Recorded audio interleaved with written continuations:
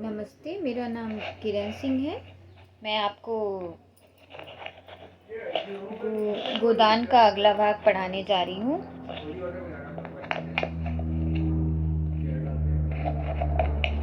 अभी तक हमने आपको पीडीएफ से पढ़ाया। हमने आपको पीडीएफ से पढ़ाया। अब आपको मैं बोलकर पढ़ाऊँगी किताब, उपन्यास गोदान। आगे का भाग में पढ़ूंगी और आप सुनेंगे, इससे आपको लाभ होगा। तो हमने 31 पेज तक पढ़ा था कि होरी के घर गाय आता है, तो गाय फोन लेके आता है और उससे क्या क्या खुशियाँ मनाई जाती है, उसके घर क्या क्या किया जाता है, वो आगे का वृतांत सुनिए।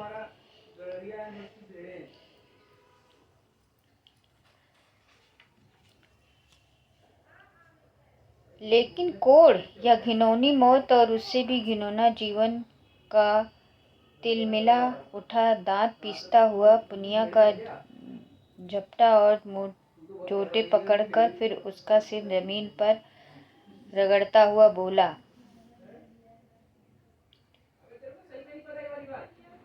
हाथ पांव कट कर गिर जाएगा तो मैं तुझे लेकर चाटूंगा।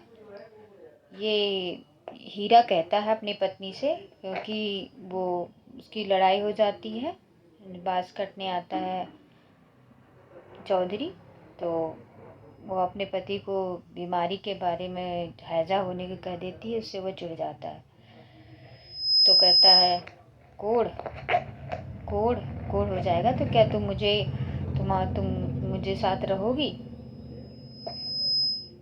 और तुम तो चली जाओगी, दूसरी ब्याह कर लोगी और हमारे बच्चे का और मेरा निर्वाह कौन करेगा।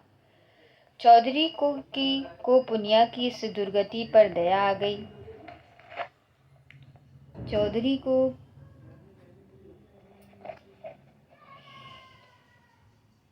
को पुनिया की इस दुर्गति पर दया आ गई। हीरा को उदारता पूर्वक समझाने लगा, हीरा महतो, अब जाने दो, बहुत हुआ।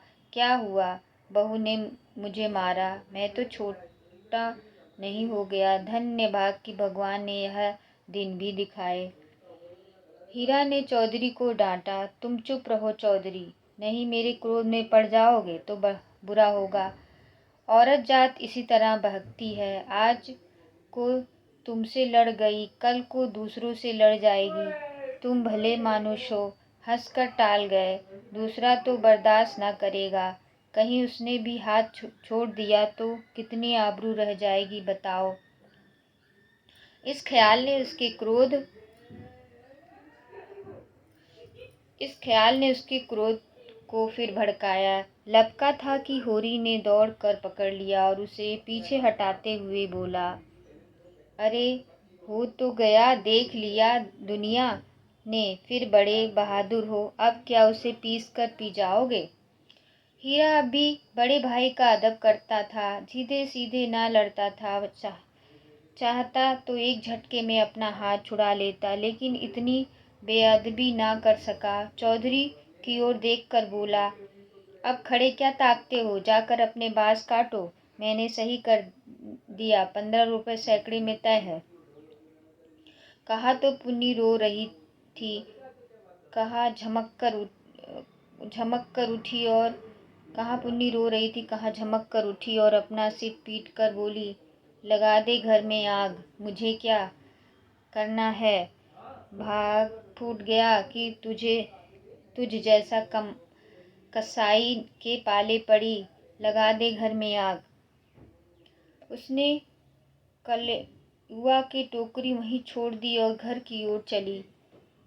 हीरा गर्जा, वाह, कहाँ जाती है, चल कुएं पर, नहीं खून पी जाऊंगा।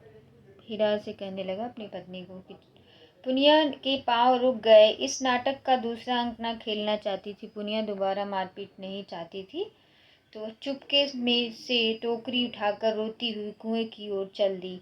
हीरा भी पीछे पीछे चला।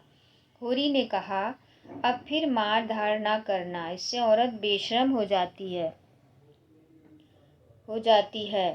धनिया के द्वार पर आकर हाँक लगाई। धनिया अपने द्वार पर आकर होरी को हाँक लगाई, तुम खड़े खड़े क्या तमाशा देख रहे हो, कोई तुम्हारी सुनता भी है कि यूं ही शिक्षा दे रहे हो? उस दिन इसी बहू ने तुम्हें घूंघट की आड़ में दाढ़ी जार कहा था, भूल गए? बहुरिया होकर पराए मर्दों से लड़ेगी तो डांटी न जाएगी? होरी घर पर आकर नटखटपन के साथ बोला, और जो मैं इसी तरह तुझे मारूं तो क्या कभी मारा नहीं है, जो मारने की साथ बनी हुई है? इतनी बेदर्दी से मारता तो तू घर छोड़कर भाग जाती। पुनिया बड़ी गमखोर है। ओहो, ऐसे ही तो बड़े दर्द वाले हो। अभी तक मार का दाग बना हुआ है। हीरा मारता है तो दुलारता भी है। तुमने खाली मारना सीखा है, दुलार करना सीखा ही नहीं। मैं ही ऐसी हूँ कि तुम्हारे साथ निभाा हुआ। अच्छा रहने दे, बहुत अपना बखान ना कर। तू ही रूठ रूठ कर नहर भागती थी। जब महीनों खुशामद करता था तब जाकर आती थी। जब अपने गरज सताती थी तब मानाने जाते थे। लाला मेरे दुलार से नहीं जाते थे। इसी से तो मैं सबसे तेरा बखान करता हूँ। वैवाहिक जीवन के प्रभात में लालसा अपने गुलाबी मदकता के साथ उदय होती है और उदय के सारे आकाश को अपने माधुर्य की सुनहरी किरणों में रंजित कर देती है। फिर मध्याह्न का प्रखर ताप आता है। छत छत पर बगुले उड़ते हैं और पृथ्वी कांपने लगती है। लालसा का सुनहरा आवरण हट जाता है और वास्तविकता अपने नग्न रूप में सामने आ खड़ी होती है। उसके बाद विश्राममय संध्या आती है, शीतल और शांत। जब हम थके हुए पथिकों की भांति दिन भर की यात्रा वृत्तांत करते और सुनते हैं, तटस्थ भाव से, मानो हम किसी ऊंचे शिखर पर जा बैठते हैं जहाँ नीचे का जनरव हम तक नहीं पहुँचता। धनिया ने आंखों में रस भर कर कहा, चलो चलो बड़े बखान करने वाले, जरा सा कोई काम बिगड़ जाए तो गर्दन पर सवार हो जाते हो।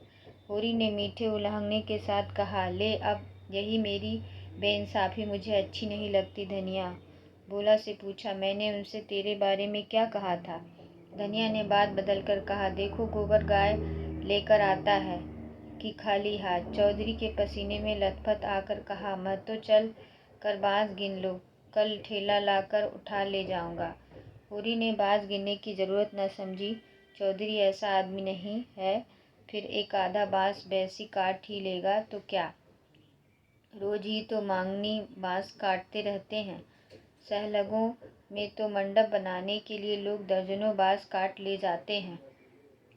चौधरी ने 7.5 रुपए निकाल कर उसके हाथ में रख दिया। होरी ने गिनकर कहा, और निकालो, हिसाब से 2.5 और होते हैं। चौधरी बेमुरौती से कहा, 15 रुपए में तय हुई है कि नहीं? 15 रुपए में नहीं, 20 रुपए में।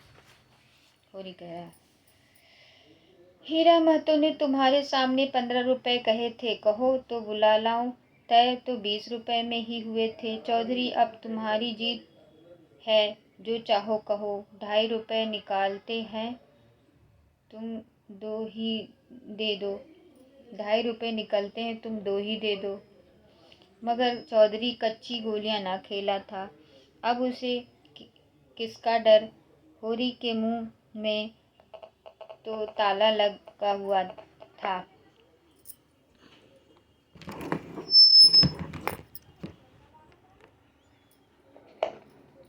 होरी के मुंह में ताला लगा हुआ था। चौधरी चीड़ स्वर में बोला, और तुम क्या भाइयों के थोड़े से पैसे दबाकर राजा हो जाओगे? 2.5 रुपए पर अपना ईमान बिगाड़ रहे हो, उस पर मुझे उपदेश देते हो? अभी पर्दा खोल दूं तो सिर नीचा हो जाएगा। होरी पर जैसे सैकड़ों जूते पड़ गए हों। चौधरी तो रुपए सामने जमीन पर रख कर चल गया, पर वह नीम के नीचे बैठा बड़ी देर तक पछताता रहा। वह कितना लोभी और स्वार्थी है, उसे आज पता चला। चौधरी ने 2.5 रुपए दे दिए होते तो अब खुशी से कितना फूल जा उठता। अपने चालाकी को सहारने बैठे बैठे 2.5 रुपया मिल गए। ठोकर खाकर ही तो हम सावधानी के साथ पग उठाते हैं। धनिया अंदर चली गई थी। बाहर आई तो रुपए ज़मीन पर पड़े देखे। गिनकर बोली, और रुपए क्या हुआ? 10 ना चाहिए? होरी ने लंबा मुंह बनाकर कहा। हीरा ने 15 रुपए में दे दिया तो मैं क्या करता? हीरा 5 रुपए में दे दे, हम नहीं देते इन दामों में। वह मारपीट हो रही थी, मैं बीच में क्या बोलता। होरी ने अपने पराजय अपने मन में ही डाल ली, जैसे कोई चोरी से आम तोड़ने के लिए पेड़ पर चढ़े और गिर पड़ने पर धूल झाड़ता हुआ उठ खड़ा हो कि कोई देख ना ले। यानी अपने भाई से उसने 15 रुपए कहा और उससे चौधरी से 20 रुपए का दाम रखा, लेकिन चौधरी मौके का फ़ायदा उठाया और उसे 15 रुपए ही दे गया बास का। जीत कर आप अपने धोखेबाजियों को डींगा मार सकते हैं। जीत में सब कुछ माफ़ है, हार की लज्जा तो पी जाने की ही वस्तु है। धनिया पति को फटकारने लगी। ऐसे अवसर उसे बहुत कम मिलते थे। होरी उससे चतुर था, पर आज बाजी उसके हाथ थी। हाथ मटका कर बोली, क्यों ना हो? भाई ने 15 रुपए कह दिए तो तुम्हारे कैसे टोकते? अरे राम राम, लाडले भाई का दिल छोटा हो जाता कि नहीं? फिर जब इतना बड़ा अनर्थ हो रहा है कि लाडली बहू के गले पर छुरी चल रही है तो भला तुम कैसे बोलते? उस वक़्त कोई तुम्हारा बरसत लूट लेता तो भी तुम्हें सुध न होती।